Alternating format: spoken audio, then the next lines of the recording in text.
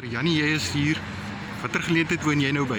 Man, ja, dis 'n jaarlikse byeenkoms, Eugene, wat ons noem dit die Suid-Kaap ou motorklub se erfenistoer. Dan jy's op Erfenisdag môre, dan braai ons maar langs die pad te vleisie. Ons vat verskillende rigtings in. Verjaar gaan ons 'n bietjie Waniskrans toe en Anniston toe en dan Villiersdorp deur, van Aanshoek toe na die Rupert se museum toe en dan gaan ons Woester R62 tot op Calisdorp waar ons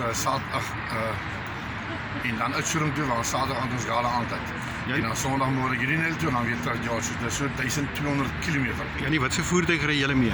Man, vir jare ek met my 71 model 2.5 Chevrolet en hy het 71 kilos op. So ja, dit is dit. Amanda ry saam, né? Amanda ry saam. En geniet julle dit altyd om so te ry? Ons geniet dit lekker, ons gesels lekker. Ag 'n bietjie privaatheid, 'n bietjie alleen, mense het maar nie baie tyd vir mekaar nie, maar nou geniet ons dit.